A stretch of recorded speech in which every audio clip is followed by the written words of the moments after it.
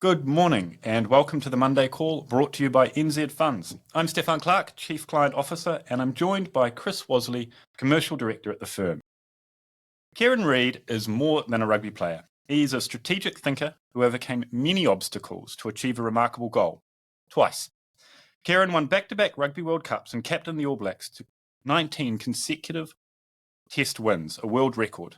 The mindset and personal attributes that Kieran developed are very similar to those needed by investors to achieve a fully funded retirement.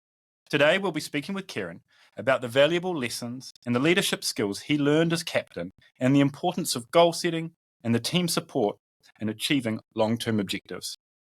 We've recently been on a roadshow with Kieran, visiting centres across New Zealand in which NZ Funds has offices. And Kieran, it's really great to see you again. Hasn't been long. Good morning, guys. It's awesome to be here. Yeah. It was pretty Welcome. Intense couple of weeks, wasn't it? Brilliant. It was indeed. Okay, hey, we're going to kick off. Chris is going to start the show, introduction aside, and then we'll launch into it. Righto. Welcome, Kieran. As we said on the road show, we've done our homework. We've read the famous book. We've done our YouTube with our Googling and found the perfect introduction for you.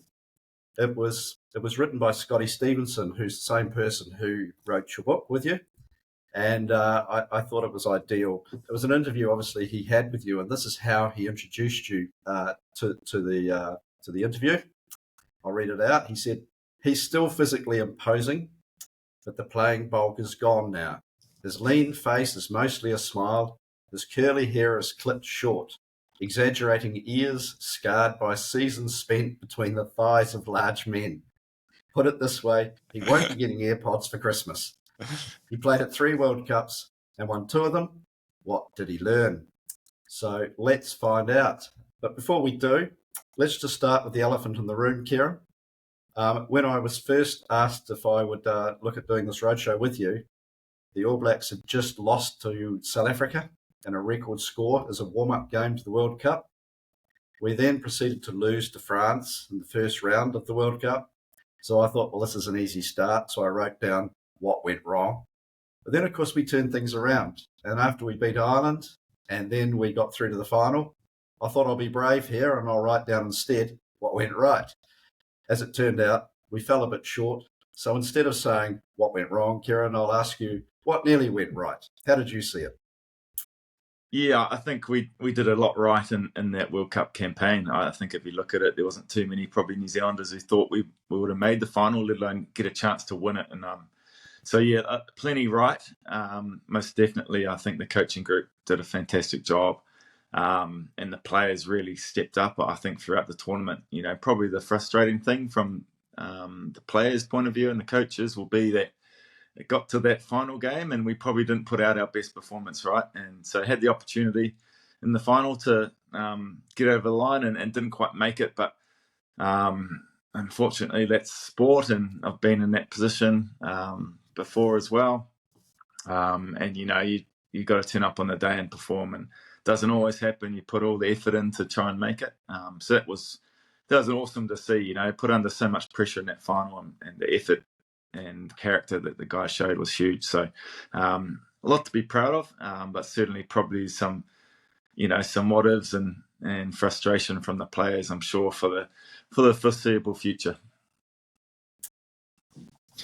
Yep, it was from a New Zealand supporter perspective highly frustrating that despite the fact that the TMO calls seemed to go against us, we still had the opportunity to actually win the game. Yeah, we won't go there, will we?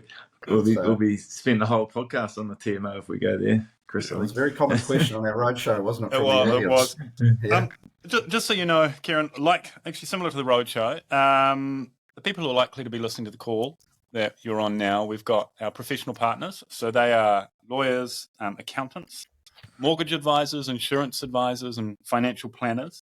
We also have clients of NZ Funds and NZ Funds Private Wealth who'll be tuning in, and others. So, through this call, what we're going to try and do is build a bridge between the rugby world, business, and investments. So, obviously, there's a lot of parallels there, and but what we'll do is we'll kick off with goals and goal setting. And because I guess every good business should have goals that they're aspiring to.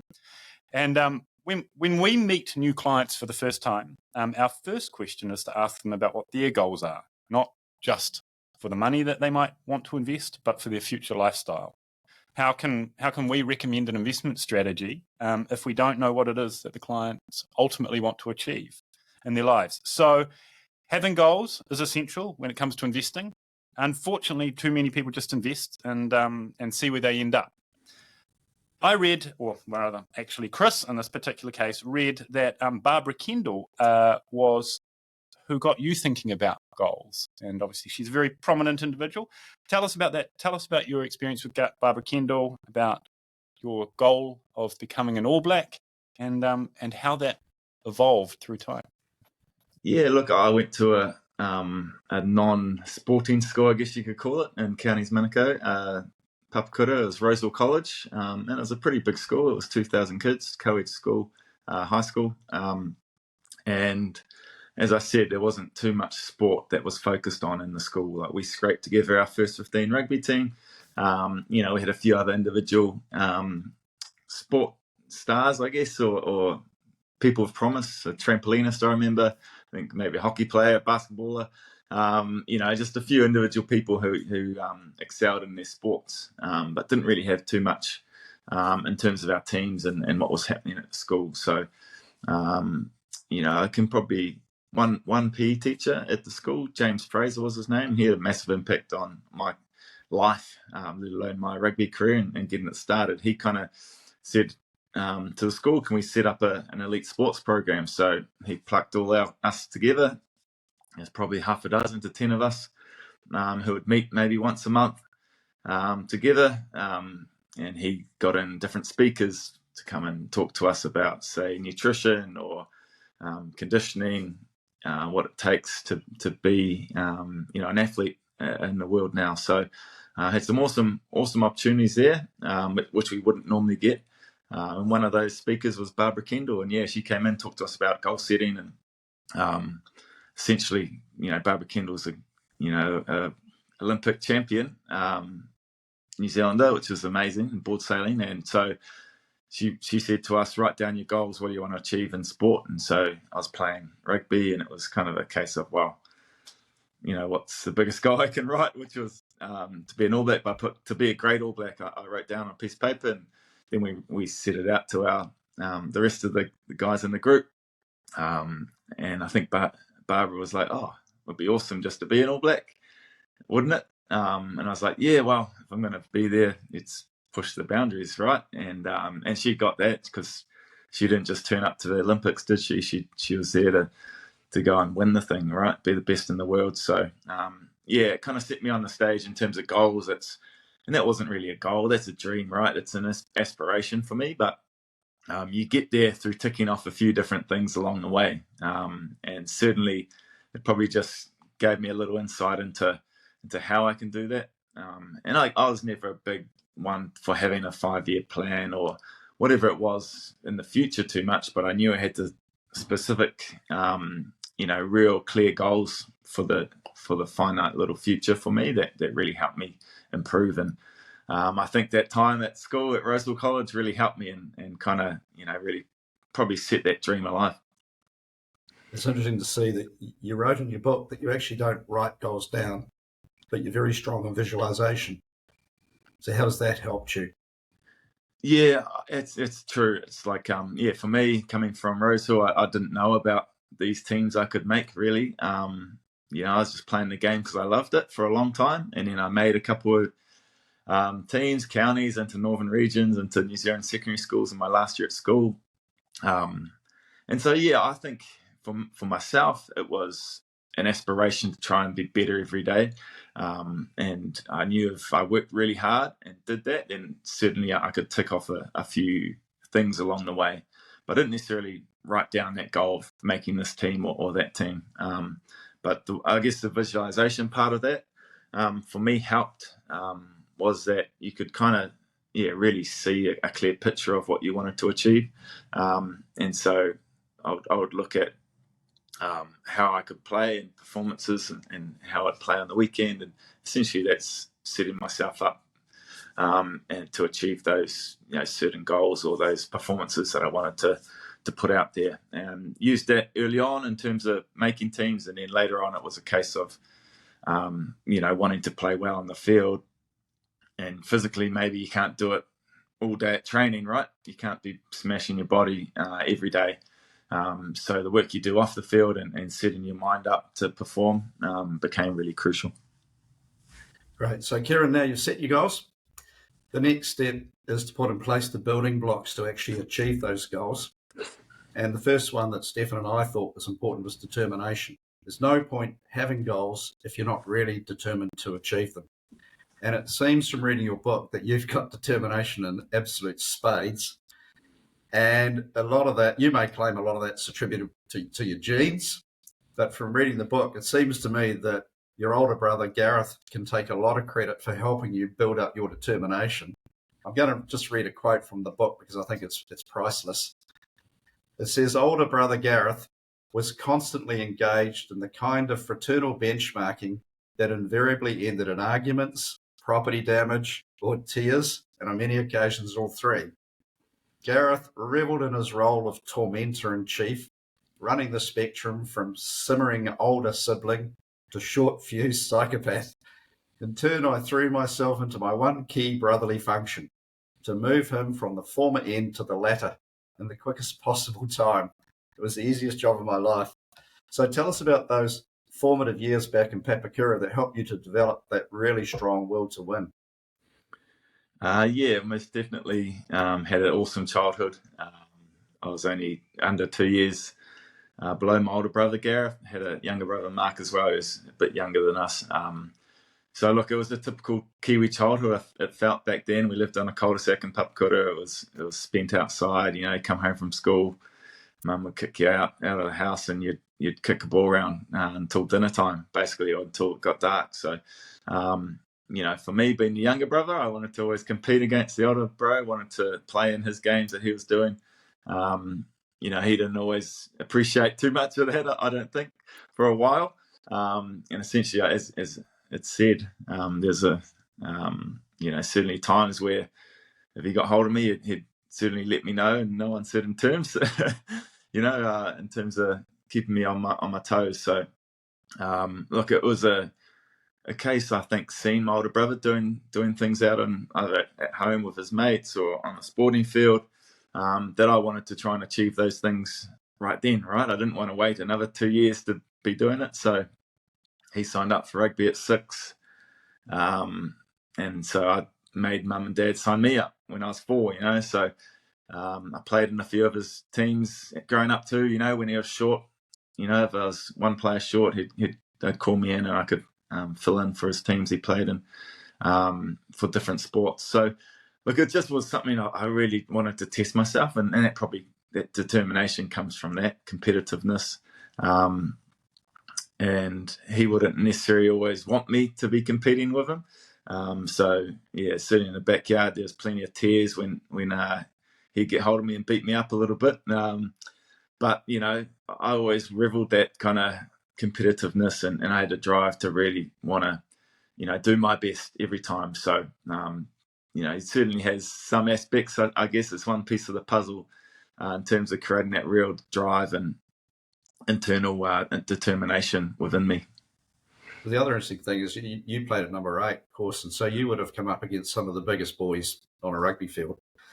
And I assume from those years, playing against or with some of his mates who are a lot bigger than you would have helped you develop the fortitude that you needed to play against the bigger players. Yeah, 100%. I think, I guess playing against older kids at a certain age helps you in some ways. You got to make sure that you can handle that stuff, and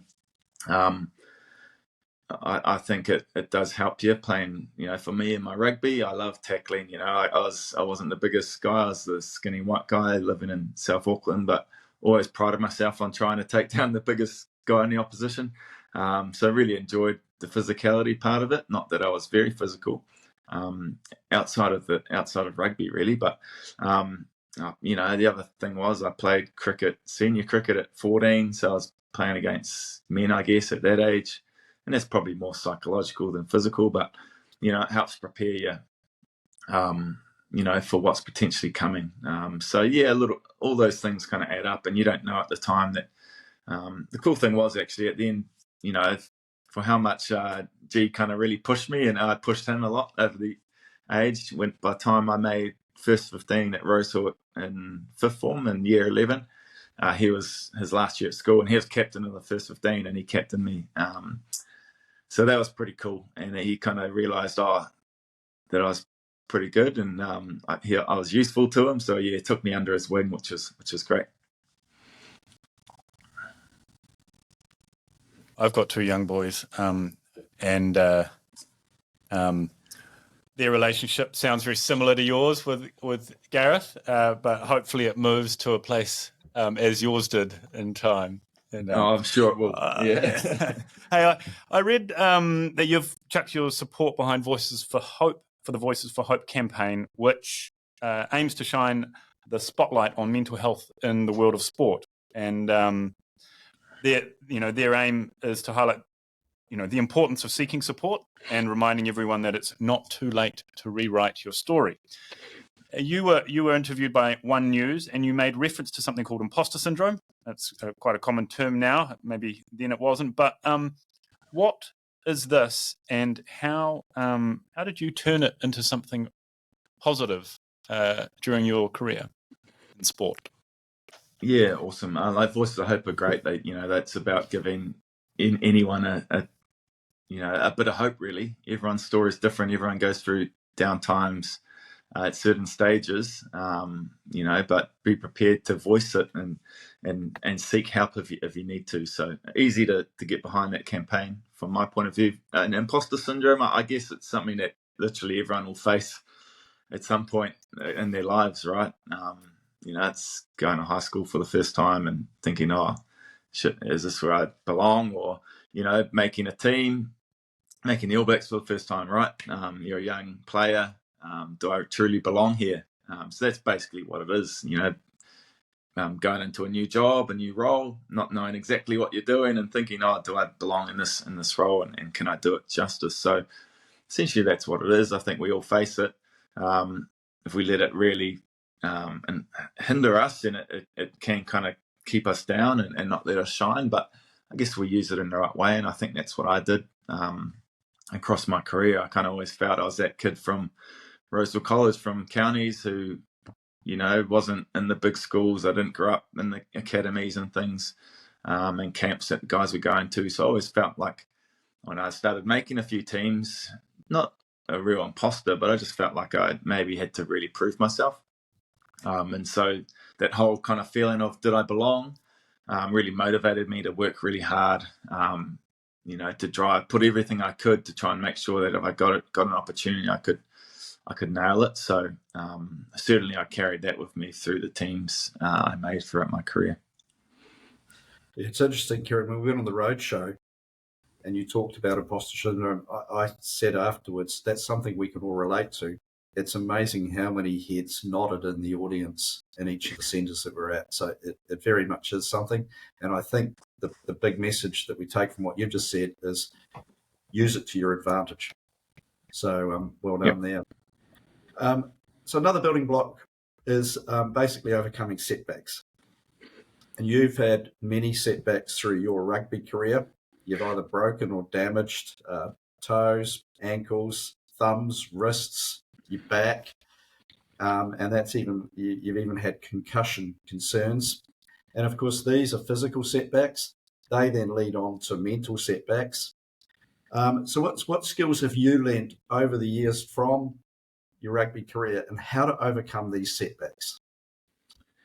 Yeah, like I guess when you look at it in that way, there's been quite a few injuries and things that tested you throughout your career. I guess if you're playing, your job is to go out and be able to perform and be out there on the field. And when you can't do that, it can be a testing time. And physically, I never had a problem too much, but yeah, it's definitely the mental challenge when you get put in these situations. That is a tough thing. I did my ACL at 18, right? So I was out of the game well, I wasn't playing any. I was just playing club rugby and things like that. But out of the game for 12 months, and as a young player, you think, man, if I can't play for 12 months, that's my career done. And so you go through a bit of tough times, and I didn't know how you got out of it then.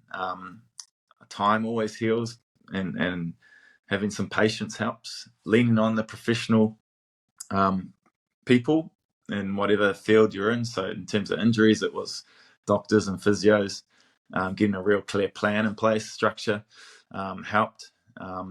But in the wider sense, I think in terms of an individual, I learned across my career that if we can present ourselves in certain ways before we hit adversity, before we hit a setback, then we're going to bounce out of it quickly. So it's really our resilience piece. So Wayne Smith was pretty key on this, and a few other coaches. So I'd call it my three things, and it's a growth mindset, being really optimistic, and having a huge amount of gratitude. So growth mindset really is really a mindset of, I can get better. If I make a mistake today, I'll work on it, and tomorrow I'll turn up and I'll be able to do a better job. It's not wallowing in that. It's not saying this is who I am. I'm going to be judged on this thing here. No, I can improve and keep improving.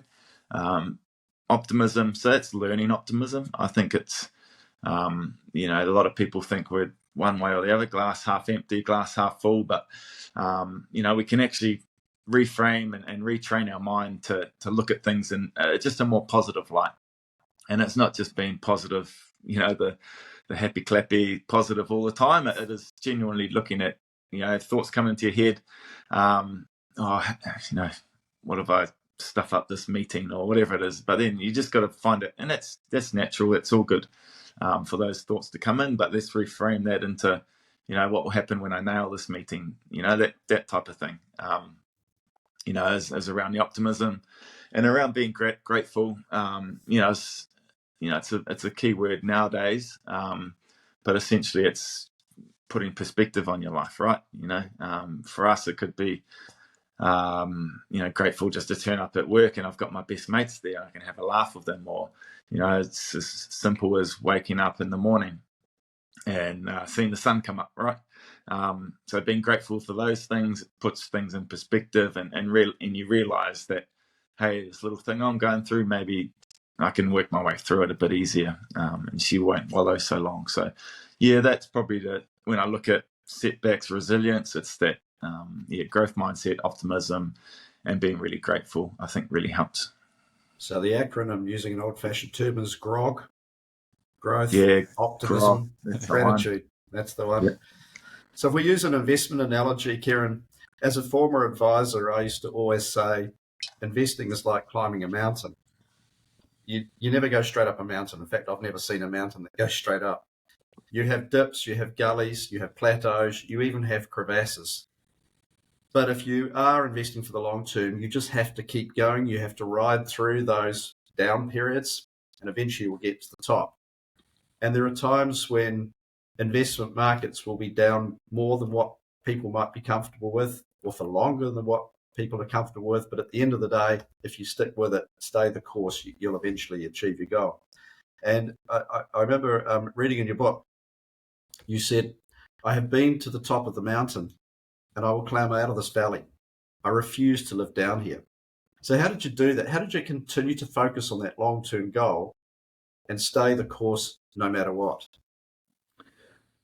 Yeah, I think it's a bit of what we talked about earlier around that whole drive and motivation and what you have, but also, for me, it was, I had a couple of things that really drove me to be better, right? And it's your why and why you turn up and why you get out of bed to try and do what you do. So for me, it was my family was key. I wanted to, really show them that I could work really hard and do something really positive for them. And then also I had this, I had a real internal drive to get better. And so that drove me, it motivated myself to get up and do the work. And so it didn't really matter if, things didn't go away, a loss, or whatever it was, I think it's the way you bounce back is a crucial thing. And if you've got this thing really guiding me, which I had, then it was easy on those tough times to get out of bed and do that extra session, do the extra rep or whatever was needed to get myself ready for the game. And I guess that's an individual thing within a team as well, in a business, whatever it is, leaders group. You need to find some connection as well that will help you. And so teams I was involved in all the time was how can we find that connection piece? What can bring us together? Was it a vision of our group? Was it a theme? How do we ensure that we're totally connected, all on the same page, going in the same direction? And so did that through certain things, but I think for us it was around connecting to who we were as people, so our values and our past, our history, and then also looking at where we wanted to go. So kind of our future, our vision, what it would look like there. So that's how we kept ourselves moving forward. You mentioned family. The last building block for achieving goals that we wanted to cover off was the support team that's around you. And at NZ Funds, we pride ourselves on having a world-class team. And at last count, there was 13 departments, all focused on helping our clients. You've had the good fortune of also being a member of a number of fantastic teams, starting with what we'll call Team Reid, being the Reid family, who you mentioned. You've got your mother, your father, your older brother, G or Gareth, younger brother, Mark, and secondly, your lovely wife, Bridget, and 3 young children. Actually, why we're here, is it true that one of your daughters is named after your favourite rugby ground? Potentially, although my wife will say it's not, because she never wants to give me that amount of credit. But one of my favourite ground is Eden Park, and my daughter's named Eden. So yeah, maybe we'll see. Depends who we're talking to. Well, it's good it's not Twickenham or Caketon or something like that. Yeah, exactly. Anyway. Then you were a member of the Canterbury and the Crusaders teams, and of course the ABs. Tell us how those teams shaped you into being the person you are today and kept you on track. And I guess the key part of it is the people around you. Yeah, 100%. I think the teamness of sport, there's so many good things that come out of sport in that sense. Understanding how you work as a team, the roles that are needed, that are different, but are so required for an end goal to be achieved. And it translates right into anything really around business in the business world. So look, I kind of look back at me being a young guy. I was 19. I was invited to go down to Christchurch into the academy. Canterbury Academy, and so the academy at that point shared the gym with the Crusaders, right? So we both work out in the same gym, and so my first session, I walk in and I'm doing my workout and walking through the gym. There goes Dan Carter, Richie McCaw, Ruben Thorne, Justin Marshall, all these legends of the game, All Blacks, Crusaders, and I'd never seen that thing before, right? And so ethos of team is, it doesn't matter if you're the top star in the group or this young guy who isn't even nowhere near even the team right now. You're connected in a really special way, and so the team first mentality came out really strongly for me early on. And the key with that is that the senior guys, the older guys who have experience, have gone through ups and downs. It's their job to help the new guys come through and be better versions of what they were. And so, I had some awesome support from, I was loose forward, so most of the loose forwards in Crusaders, so Mossy Tuiliti, Richie, Johnny, those blokes who would help me. And then, it's a cyclical thing where, by the time I get a bit more experience, I'm helping out the next generation. And our legacy, we talked about the legacy not being, what you did in the jersey, but, it's what the next generation's doing in that jersey. If you've done your job right, then then the group that takes over from you should be performing really well. So our team, the creating teams and how you do that is a special part of what I've learned over my career. Brilliant. So a key component of team support, Kieran, is leadership. So let's just talk about leadership for a wee while here. If we go way back to high school days, that's when you first met your wife, Bridget. And I read that she said at the time when she first met you, you were horrendously shy. Those were her words, horrendously shy.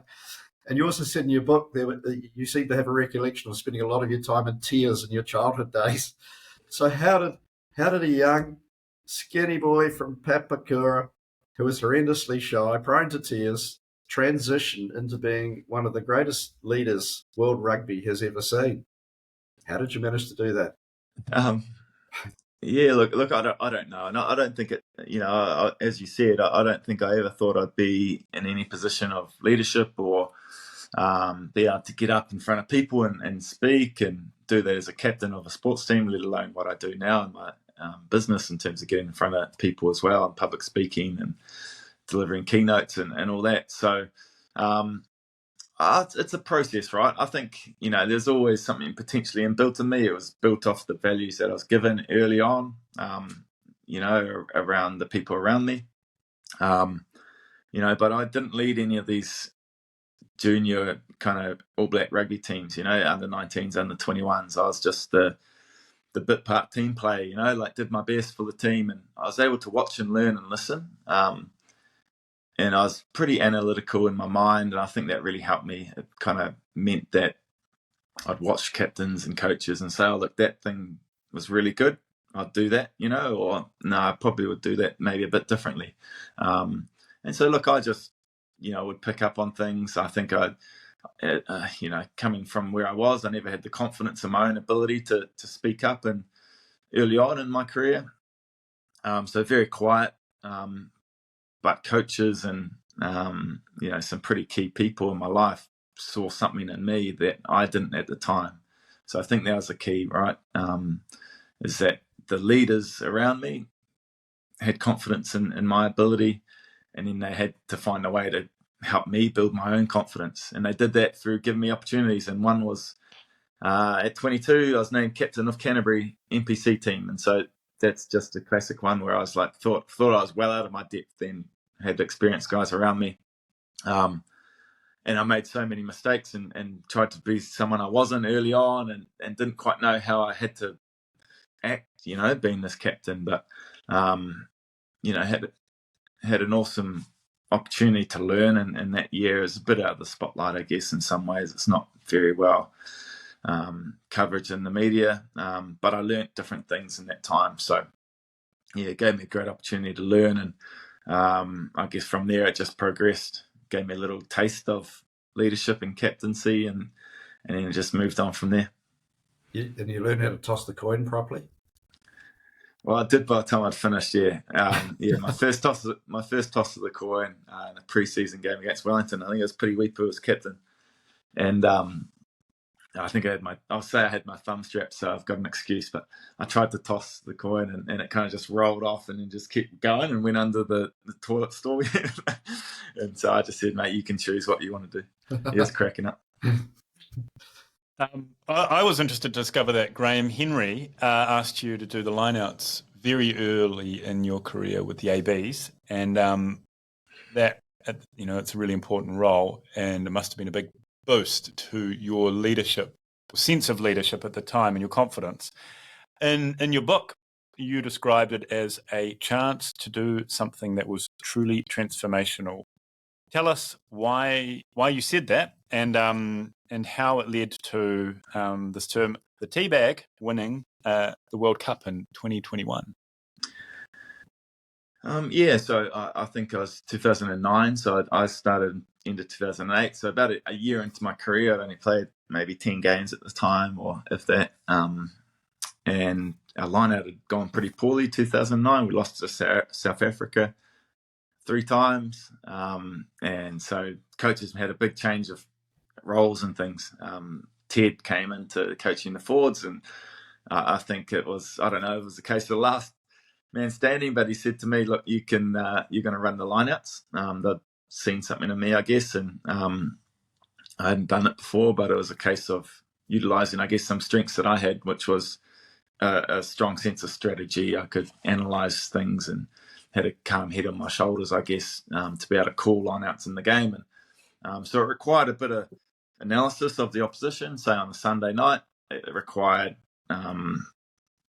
teaching the guys on a Monday the lineouts and going through the calls with them, making sure we're getting it right. And then obviously on the weekend, on the game day, you're calling the lineouts and where it's going. So it was a great way for me to learn a bit of to test myself in that leadership space, which is, as I continue to mention, it wasn't a real big part of the game. No one knew it was happening, but I could have influence, right? And so it was huge, and I enjoyed it.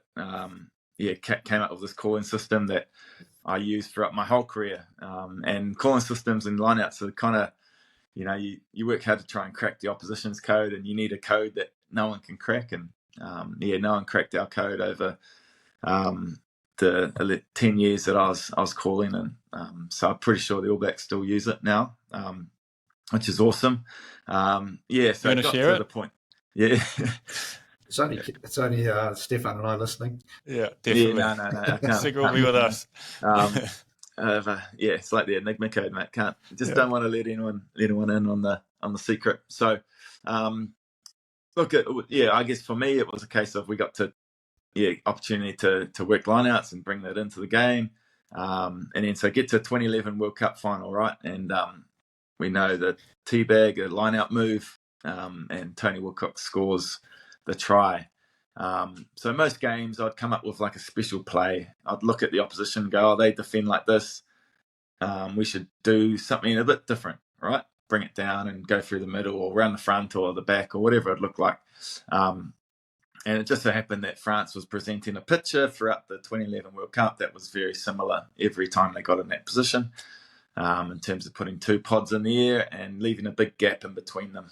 And we kicked it out quite early on, and I called the line out, hoping and praying that it would come off, because it doesn't always come off, and France did exactly what we wanted them to do.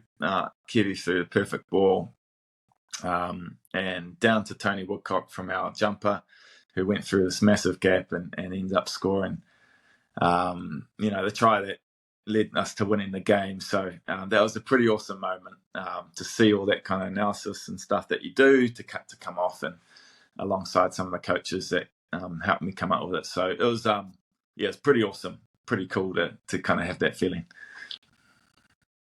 So I'm sitting here in the Christchurch office of NZ Funds Private Wealth, and Kieran, you live in Christchurch. So sorry, Stefan, I have to raise a question about Razor.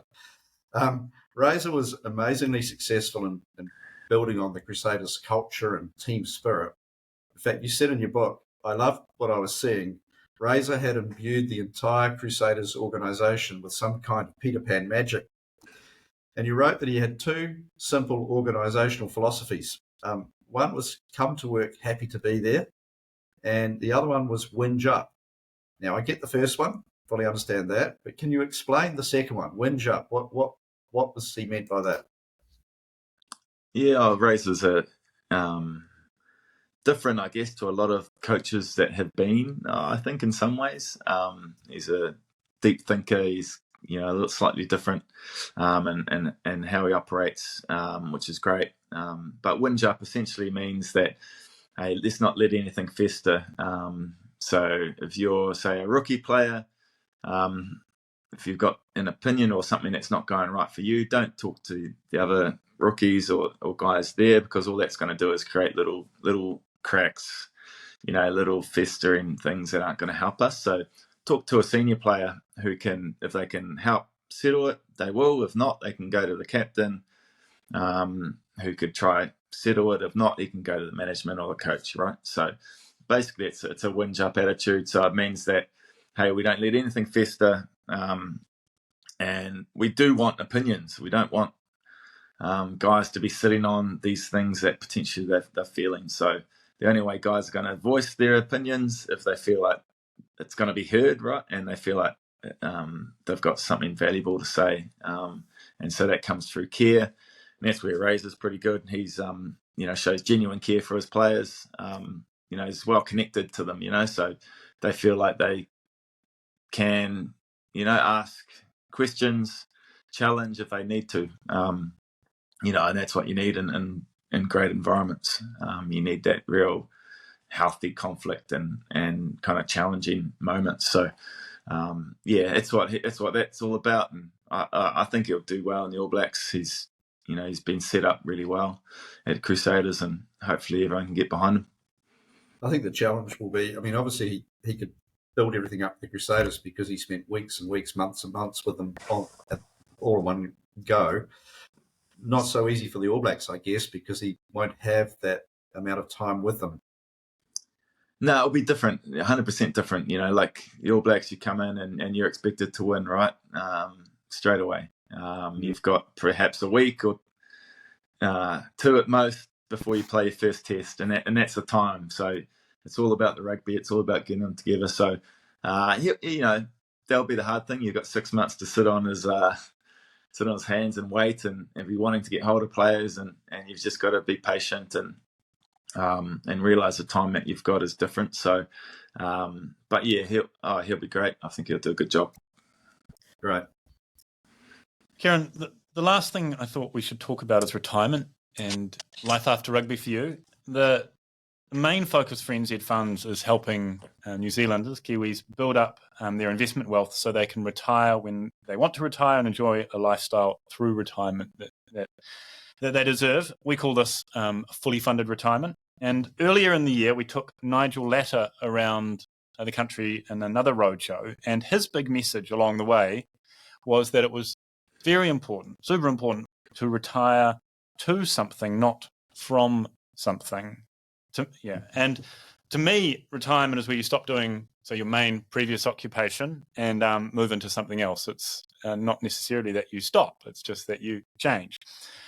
For you, your retirement from rugby was dramatic, and you'd achieved all your goals. You'd won Super Rugby titles. You'd become a great All Black. You'd captained the ABs. You'd won the World Cup twice. But there was one more goal that would have been the pinnacle for you, the icing on the cake, and that was to lead the All Blacks as a captain to win the Rugby World Cup. And it wasn't meant to be with that one, and with a gut-wrenching loss to England and Japan in 2019, it stopped things for you, I guess. And so the first question is really, how did you get over that, assuming you, in fact, have gotten over that? And then how did you set... many people haven't, Chris included. Go on, Chris. Therapy's, he's still working through it. And how did you put in place and think about the next stages after rugby? Yeah, look, time heals. 2019, after that semi-final, was probably the hardest time in my rugby career, 100%. You put so much into a goal of achieving something and you don't. And as a leader, as a captain, you carry a lot more than everyone else, right? It's how it is, and that's great. It's what it should be. So, no, it hurt 100%, but in that moment, you're still the leader, right? You've got to be presenting yourself in the right way. And we're lucky we had a third, fourth playoff game. So one more chance to pull on the jersey. And every time he did that, it was pretty special. So that was a cool thing to do. I guess retirement for me, after 2019, I was lucky to play in Japan for a couple of years. Although it was a bit challenging with COVID, that happened, and didn't have full seasons and didn't have the family there that I was hoping to have. But it gave me some time to transition into retirement. Well, it's retirement from one thing, as you said, and going into something else. And so I guess a few years before that, I was starting to think about what I could do. I was starting to really enjoy what leadership opportunities were coming my way, and I was enjoying exploring that space. And so I wanted to do something in that world, and I didn't quite know what it looked like. I'd studied a sports science degree and a sports coaching, sports science. I got a sports science diploma, sports coaching degree, and so I wasn't too sure if I'd be using them too much, but it gave me a good sense of understanding sports. So in Japan, I did a applied management degree, which really touched on the lessons and learnings that I got from my career in leadership and culture, teamwork. And so that's the basis of what I've been doing since. So yeah, really letting things kind of play out in a certain way, but this whole new business of leadership coaching, I guess consulting and giving out keynotes to businesses, corporates, and to really help them and their teams to understand. So I got some great lessons to pass on and feel like I'm really enjoying that side of things. And it's evolving. It's tough because you go from a really structured environment, which was rugby, into me set up at home and working for myself and all that autonomy back. So it's different. I enjoy that because it's really good in my own time and allows me to prioritize, say, the kids, for example, in terms of getting along to watch an athletics day or something like that. I can structure my time for that. So that's really cool. And I'm enjoying it's the second career really for me. It's not really retirement. Still got a long time to go. So yeah, looking forward to, improving myself in this world. That's fantastic. I read an article, Kieran, on a chap called Gerard Bertrand. He was a French flanker in the early 90s who became an award-winning winemaker. And he said, when it comes to lessons rugby taught me, number one is never give up, number two is leadership, and number three is team spirit. Because alone you can go faster, but together you go further. And he said this is the secret of life. If you want to develop a very strong business, you need to develop leadership and team spirit, as well as respect and humility. So would you agree with this? What lessons have you taken from rugby that you're now built into your leadership courses? Yeah, 100%. I would agree with that. I think, the mentality around rugby, which is definitely a team first game. It's a game that requires so many different skills to be blended together to create to create a performance or to finish, a try or whatever it is. It requires so many different things, and that's relevant to business. So that's the key. And I think when you look at high performance as well, for me, there's three real key pillars in that. So that's your leadership. So making sure you're getting that right in your group. It is your culture within your group.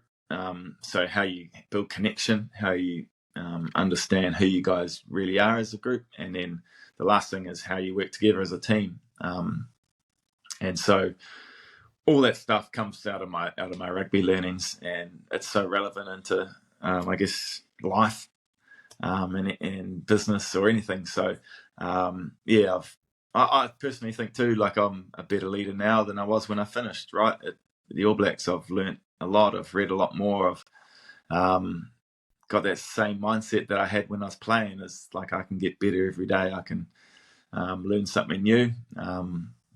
And so you never sit still. So yeah, still enjoying that learning part. And I think I always do that. I think that's, it keeps things really fresh.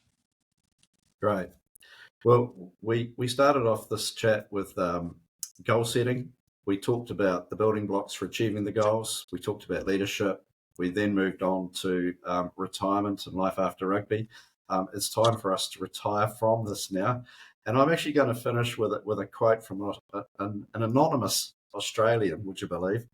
I was looking at a Good Yarns video on YouTube where you reflect on a test match at Ellis Park against South Africa in 2013, which I think you said is one of the best games that you've ever played in. In fact, Nigel Owens, the great ref, said it's the best match that he ever refereed. And in the bottom of the YouTube videos, various comments people have added in. And there's one there from an anonymous Australian, which I thought sums it up very nicely. And he said, I'm a Wallabies through and through, but I really admire Kieran Read. Seems very humble. I hope Kiwis don't mind if I put him up there with nobody. So that's nobody's perfect, as in John Eales, as one of the best I've ever seen. I like the fact that even in the heat of the battle, Kieran had a smile on his face as if he realised in that moment these were memories that he would never forget. hard man but fair. Bouquet to you, Kieran. I salute you. So I will say ditto. In fact, I'm sure Stefan will say ditto to what our Australian friend said. Kieran, it's been an absolute pleasure talking with you. And on behalf of Stefan and NZ Funds, I'd like to wish you well for your life after rugby and the success of your leadership courses. Thank you. No worries. Thanks, guys. It's been a pleasure. Thanks, Kieran. It's been lots of fun having you on the call. All right. Thank you, everybody, and we will see you again soon. Great. All right, mate. Thanks, guys. Thank you. Enjoy the holiday, Chris. Thanks, Kieran.